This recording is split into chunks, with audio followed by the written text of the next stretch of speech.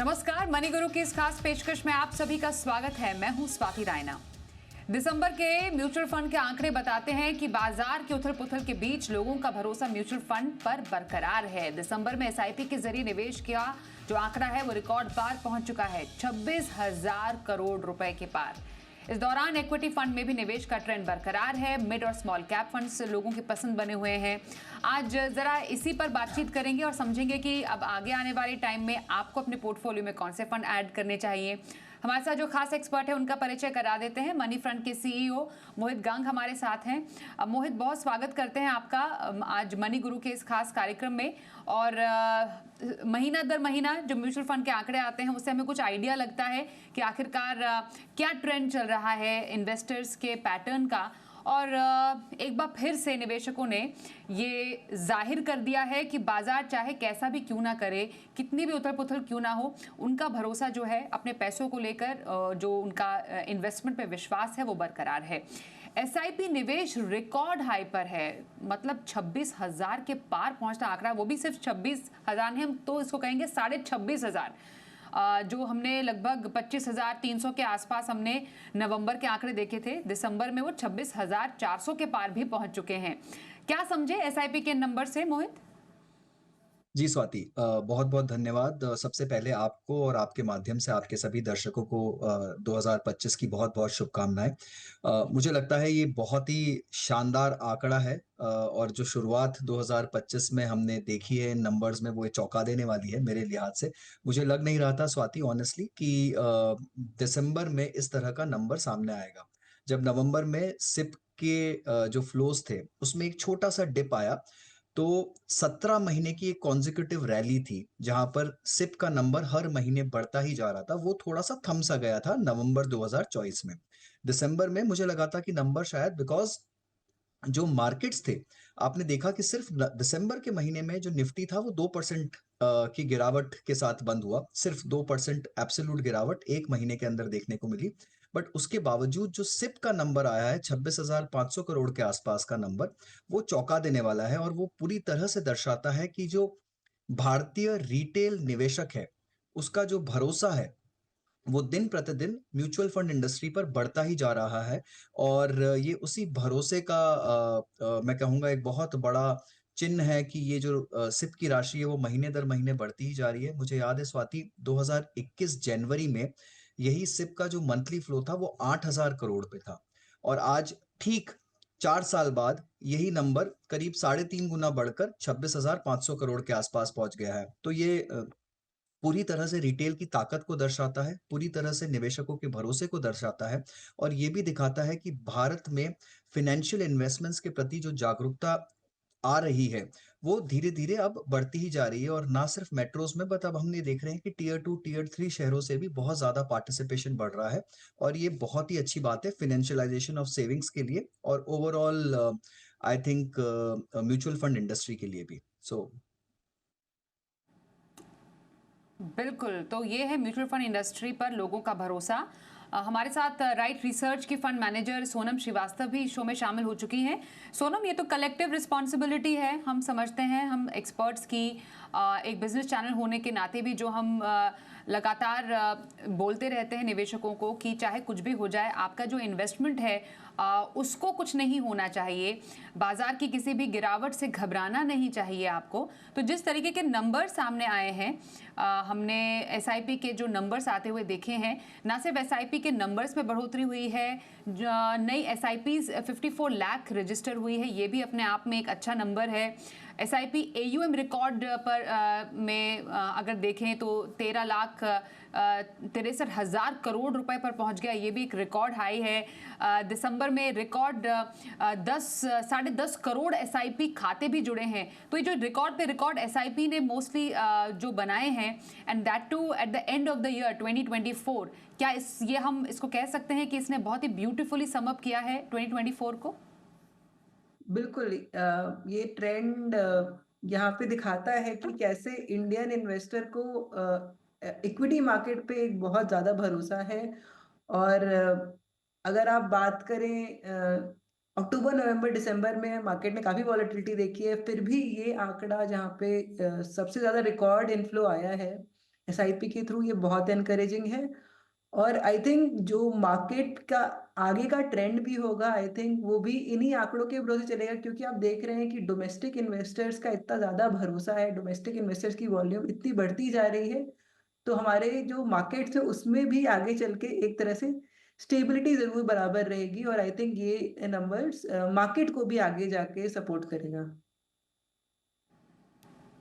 बिल्कुल, मार्केट को definitely support करेगा। एक बड़ा जो हिस्सा है, अगर ये फ्लो थ्रू म्यूचुअल फंड आ रहा है, डेफिनेटली ये नंबर काफ़ी ज़्यादा उत्साहवर्धक हैं। हम इक्विटी पर ही भी एक नज़र डाल लेते हैं। अगर जब मोहित यहाँ पर निवेश का ट्रेंड तो यहाँ पर बरकरार है ही। जो नेट इनफ्लो है वो 41,000 करोड़ रुपए रहा है, उसके भी पार गया है। जो फंड का AUM है वो अराउंड 0.7% से बढ़कर लगभग 30.5 लाख करोड़ रुपए पर पहुंचा है। यहाँ पर अगर थोड़ा सा अगर हम नंबर क्रंचिंग करें मोहित, तो निवेश जो डाइवर्सिफाइड म्यूचुअल फंड्स में हमने देखा है वो mid, flexi, small cap and then large and mid cap में आया है। तो ये जो हमने मोहित ट्रेंड देखा है, आप देख रहे हैं कंसेक्यूटिवली, हमने दूसरे महीने में देखा कि मिड कैप में अच्छे पैसे आए हैं, फ्लेक्सी कैप में अच्छे पैसे आए हैं, स्मॉल कैप में अच्छे पैसे आए हैं, and large and mid cap में भी अच्छी जो ट्रेजेक्टरी ऑफ ग्रोथ वो नज़र आ रही है। तो इस पैटर्न को कैसे समझें? जी स्वाति, तो देखिए इक्विटी का भी जो नंबर है वो भी मेरे हिसाब से बहुत ही चौंका देने वाला नंबर है, और मैं हैरान हूँ इन नंबर्स को देखकर ऑनेस्टली। एंड अगर आप देखें कि 41,000 करोड़ का नेट इनफ्लो है सिर्फ इक्विटी फंड्स में, ये एक बहुत बड़ी राशि है। यहाँ पर जबकि आपके ब्रॉडर मार्केट्स नीचे थे तो मार्क टू मार्केट आपको लॉसेस हुए हैं, उसके बावजूद इक्विटी में आपका नेट इनफ्लो बहुत हाई है, राइट। एंड यहाँ पर अगर आप देखें स्वाति, तो ये 46वां महीना है जब कॉन्जिक्यूटिवली इक्विटी में नेट इनफ्लो आया है, जो एक अपने आप में एक बहुत ही बड़ा रिकॉर्ड सा है मेरे लिहाज से। यहाँ पर अगर आप कैटेगरी वाइज ब्रेकअप देखें, तो मुझे एक थोड़ा सा दुख रहता है स्वाति, ये देखकर कि लार्ज कैप कैटेगरी में जो फ्लोज हैं वो धीरे धीरे कम होते जा रहे हैं। इनफैक्ट जबकि फ्लोज बढ़ने चाहिए, मार्केट की गिरावट को देख के लार्ज कैप जो कि ज्यादा स्टेबिलिटी देते हैं, ज्यादा अच्छा बैलेंस देते हैं आपके पोर्टफोलियो में, रिस्क एडजस्टेड रिटर्न भी ज़्यादा अच्छी तरह से देते हैं, बट वहाँ पर हम देख रहे हैं कि फ्लोज धीरे-धीरे गिर रहे हैं। और शायद इसका कारण भी ये है कि पिछले 2-3 सालों से जो चुनिंदा लार्ज कैप शेयर्स हैं, उन्होंने कुछ ज़्यादा अच्छा रिटर्न नहीं दिया। इनफैक्ट लो सिंगल डिजिट टाइप रिटर्न रहा है उनका। और निफ्टी का भी अगर हम हेडलाइन रिटर्न देखें, निफ्टी 50 का, तो 2024 कैलेंडर ईयर में सिर्फ 10% था, जबकि मिड कैप इंडेक्स करीब 23% ऊपर था और स्मॉल कैप इंडेक्स करीब 26-27% ऊपर था। तो उसके लिहाज से ये वाजिब सी बात है कि लार्ज कैप में फ्लोज थोड़े कम होते जा रहे हैं, बट मुझे लगता है कि लोगों को वो पोर्टफोलियो में बैलेंस बनाए रखना होगा। बहुत ज़्यादा मिड और स्मॉल कैप की रैली को देखकर निवेशक कहीं उत्तेजित ना हो जाए और बहुत ज़्यादा पैसा ना डाल दे, मुझे उसी का डर लगा रहता है। क्योंकि ये ट्रेंड हम देख रहे हैं कि धीरे-धीरे बढ़ता ही जा रहा है। मिड कैप में भी 5,000 करोड़ के ऊपर पैसा आया दिसंबर में। स्मॉल कैप में भी अगर आप देखें तो पिछले 3 महीने के मुकाबले सबसे ज़्यादा एलोकेशन आया। यहाँ पर हम ये भी देखते हैं कि जो सिप का एलोकेशन है निवेशकों का, वो भी स्मॉल और मिड कैप की तरफ बढ़ता जा रहा है, रुझान बहुत बढ़ता जा रहा है। और जो लार्ज कैप टिल्टेड कैटेगरीज हैं, वहां पर फ्लो धीरे धीरे कम हो रहा है।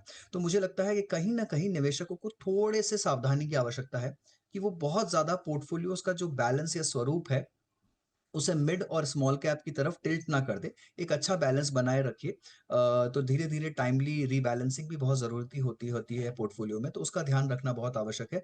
बट हाँ, ओवरऑल अगर मैं नंबर के डायनेमिक्स देखूं तो इक्विटी के फ्लोज चौंका देने वाले हैं। 41,000 करोड़ के ऊपर की राशि बहुत ही जबरदस्त राशि है, और सारी ही कैटेगरीज में फ्लो आया है। लार्ज कैप में थोड़ा कम, बट मिड, स्मॉल, फ्लेक्सी, ये सारी कैटेगरीज तो जैसे खिल रही हैं।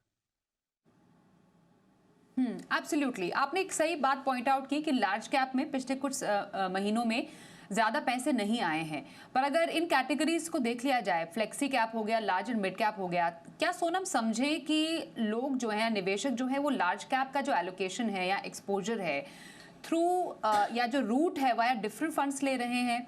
फ्लेक्सी कैप में कई फंड्स हमने देखा है विच आर जो फंड मैनेजर होते हैं थोड़ा सा लार्ज कैप का एक्सपोजर ज़्यादा रख रहे हैं, या लार्ज एंड मिड कैप में भी आपका लार्ज कैप का एक्सपोजर आ रहा है। तो लार्ज कैप अगर वो लेना ही चाहते हैं तो वो फ्लेक्सी कैप यहाँ पे लार्ज एंड मिड कैप के थ्रू ले रहे हैं rather than a pure vanilla large cap fund. बिल्कुल, आज के मार्केट में अगर हम देखें तो पिछले कुछ सालों में आपको ज़्यादा performance small and mid cap में मिली है और जैसे-जैसे हमारा मार्केट एक्सपैंड हो रहा है, जैसे-जैसे न्यू आईपीओज़ आ रहे हैं और आपको नई कंपनी की रिसर्जेंस हो रही है, आई थिंक इस टाइम पे लोगों का इंटरेस्ट छोटी कंपनियों में स्मॉल एंड मिड कैप में ज़्यादा हो रखा है। तो एक बायस तो है ही स्मॉल एंड मिड कैप के थ्रू और जैसे आपने बोला लोग प्रेफ़र कर रहे हैं कि मैं ऐसे फंड में जाऊँ जो फ्लेक्सिबली लार्ज कैप में एलोकेट करे, हमेशा लार्ज कैप में ना रहे बट जब ज़रूरत हो तब वो लार्ज एंड मिड कैप में एक्सपोज़र ले। तो इसलिए आई थिंक वो इन्वेस्टर्स भी आपके फ्लेक्सी कैप या मल्टी कैप फंड्स के थ्रू जा रहे हैं। यहाँ पे एक और इंटरेस्टिंग बात है कि बहुत सारा पैसा एनएफओज़ के भी थ्रू आया है और एनएफओज़ जो आप इस टाइम पे आए हैं वो काफ़ी सेफ सेफ सेक्टर्स में आए हैं, जैसे हेल्थ केयर, कंज़म्पशन, जहाँ पे काफ़ी ज़्यादा पैसा रेज़ किया गया है। तो I think instead of large, mid and small cap यहाँ पे लोग सेक्टर की पिकिंग कर रहे हैं एक तरीके से और उन एनएफओज़ में ज़्यादा पार्टिसिपेट कर रहे हैं। एब्सोल्युटली। एनएफओ में तो धुआंधार निवेश हमने आता हुआ देखा ही। दिसंबर में ही कुछ 34 स्कीमें लॉन्च हुई जिससे लगभग 13,800 करोड़ का इन्वेस्टमेंट आया। और हमें मालूम है कि ज़्यादातर जो एनएफओज होते हैं सेक्टर थीम बेस्ड होते हैं। तो डेफिनेटली ये एक बड़ा योगदान है जो एनएफओज का टोटल एयूएम, टोटल इन्फ्लो में हमें देखने को मिला है। हाइब्रिड कैटेगरी पे एक नज़र डाल लेते हैं। यहाँ पर ज़रा समझते हैं कि यहाँ कैसा ट्रेंड हमें देखने को मिला है। हाइब्रिड में भी बड़ा है निवेश। हमने देखा है अराउंड 4370 करोड़ का, मतलब 4,370 करोड़ रुपए का इन्वेस्टमेंट आया है, क्योंकि नवंबर में ये लगभग 4,123 करोड़ था, तो उससे तो बढ़ोतरी हुई ही है। लेकिन जो एयूएम है हाइब्रिड फंड का वो घटा है मोहित। मल्टी एसेट एलोकेशन जो फंड है उसने अच्छा किया है। फिर बैलेंस एडवांटेज फंड में हमने अच्छे पैसे आते हुए देखा है। क्या समझे, इन्वेस्टमेंट थोड़ा बड़ा है पर जो एसेट अंडर मैनेजमेंट है, जो साइज है, वो कुछ घटा है हाइब्रिड कैटेगरी का। जी स्वाति, तो स्वाति देखिए, मुझे लगता है कि कहीं न कहीं बैलेंस्ड कैटेगरी या हाइब्रिड कैटेगरी जो है वो मोर और लेस स्टेबल सी रही है। बहुत ज़्यादा हमने वहाँ गिरावट भी नहीं देखी है, कुछ स्टैटिक स्टेबल सा आंकड़ा देखने को मिलता है। आपको जो 2 कैटेगरीज़ हैं, मल्टी एसेट और बैलेंस्ड एडवांटेज, वहाँ पर हमें थोड़ा मामूली सा नेट इन्फ्लो देखने को मिलता है और मुझे लगता है कंज़र्वेटिव हाइब्रिड और आर्बिट्राज फंड्स, यहाँ पर हमने नेट आउटफ्लो देखे हैं।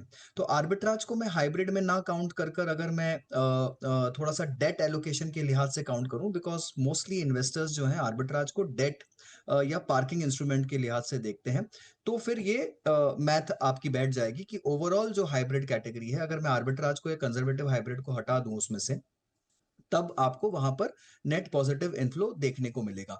आर्बिट्राज और डेट कैटेगरी में ऑब्वियसली हमने आउटफ्लो देखा है, तो उसकी चर्चा हम बाद में कर सकते हैं। बट हाइब्रिड में मुझे लगता है कि मल्टी एसेट एक ऐसी कैटेगरी है जो कि धीरे-धीरे क्या इन्वेस्टरों की उसमें बहुत रुचि देखने को दिख रही है हमें।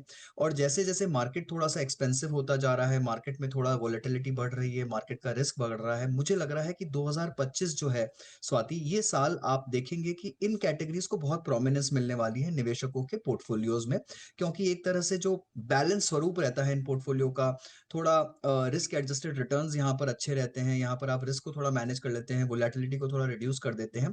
तो मुझे लगता है आने वाले समय में हम और ज्यादा इन्फ्लोज देखेंगे इस कैटेगरी में, और धीरे धीरे ये 2 कैटेगरीज जो है मल्टी एसेट और बैलेंस एडवांटेज, ये काफी प्रोमिनेंस लेंगी 2025 में। अभी भी हम इसमें स्टेडी फ्लोज देख रहे हैं, बट मुझे लगता है धीरे धीरे ये फ्लोज जो है ये आप और बढ़ता हुआ देखेंगे आने वाले साल में। एब्सोल्युटली। तो हाइब्रिड कैटेगरी में मल्टी एसेट एलोकेशन, आपका debt, equity, gold, REITs, InvITs, तमाम एसेट क्लासेस में इन्वेस्टमेंट होता है। Balance advantage, again equity debt का एक अच्छा एलोकेशन यहाँ पर देखा जाता है, तो यहाँ पर रुचि डेफिनेटली बढ़ी है। एक छोटे से ब्रेक के लिए रुकते हैं। ब्रेक के बाद 2025 में जो हमें नंबर्स तो 2024 के लास्ट मंथ से मिले हैं, उससे क्या इंडिकेशन नए साल के लिए मिलते हैं, ज़रा समझेंगे, क्योंकि डेफिनेटली रेट कट की संभावनाएं भी हैं। इसको लेकर क्या आपको स्ट्रैटेजी रखनी चाहिए, दोनों ही एक्सपर्ट्स के फंड्स भी जानेंगे। थोड़ी सी देर में बने रहिए हमारे साथ।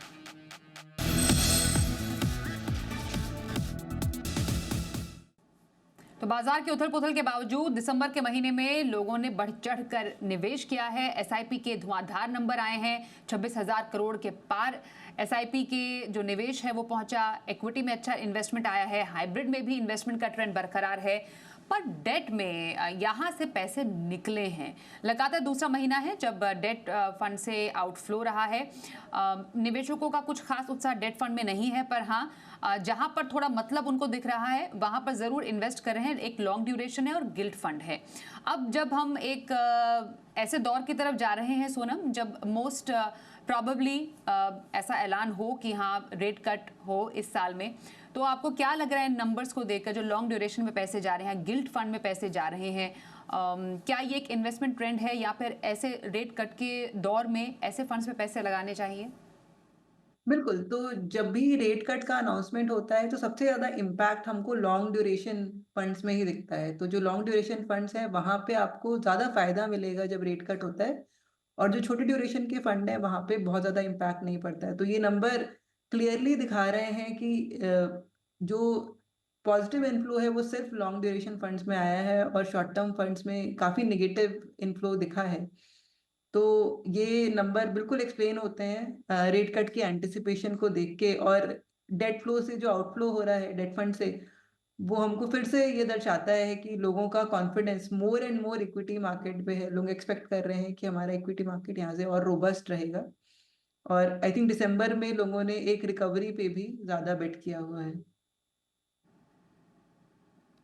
बिल्कुल। और जिस तरीके से लिक्विड फंड से पैसे निकले, ओवरनाइट फंड से पैसे निकले, कहीं ना कहीं मोहित पैसे बाजार में भी गए हैं। लोगों ने इक्विटी में डेफिनेटली पैसे डाले होंगे, पर क्योंकि टैक्स पेमेंट का भी टाइम रहता है, आईटीआर लोगों को भरने होते हैं, ईयर एंड है, तो थोड़ा बहुत मौज मस्ती के लिए भी पैसे चाहिए। तो शायद ये कुछ रीजंस रहे हैं जो हमने डेट फंड में मोस्टली लिक्विड और शॉर्ट टर्म डेट फंड में पैसे निकलते हुए देखे हैं। पर हैविंग सेड दैट, जो हम फिक्स इनकम में अब स्ट्रैटेजी बनाए 2025 में, किन बातों को ध्यान में रखकर बनाए? जी स्वाति, आपने बिल्कुल ठीक कहा कि देखिए दिसंबर में अक्सर एडवांस टैक्स का बहुत बड़ा आउटगो रहता है, तो वहाँ पर लिक्विड और ओवरनाइट कैटेगरी पे हमेशा ही दबाव देखा गया है। पर डेट फंड के फ्लोज़ को लेकर मैं एक छोटा-सा आंकड़ा बताना चाहूँगा कि पिछले 3 कैलेंडर ईयर्स में 2021, 22 और 23, ये 3 कैलेंडर ईयर्स में डेट का ओवरऑल फ्लो जो था वो नेगेटिव रहा था।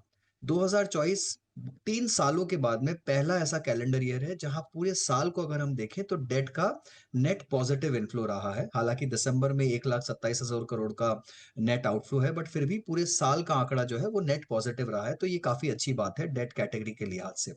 3 कैटेगरीज़ जो रुझान देख रही हैं, वो बहुत क्लियर है, मीडियम टू लॉन्ग टर्म और गिल्ट कैटेगरी, और ये बहुत स्पष्ट रूप से सामने आता है कि जिस तरह से यूएस में फेड ने रेट कट किया है, 1% रेट कट ऑलरेडी वहाँ पर हो चुका है और भारतीय सेंट्रल बैंक ने अभी भी रेट कट की शुरुआत नहीं की है।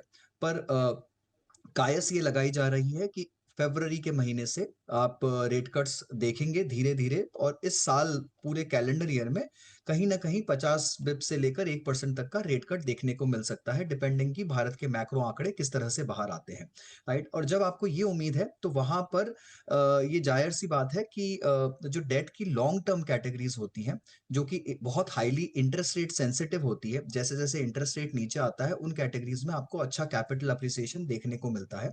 तो वो कैटेगरीज़ पूरे साल स्वाति डेफ़िनिटली प्रोमिनेंस में रहेगी और हम देखेंगे कि वहाँ निवेशकों का रुझान बढ़ता रहता है।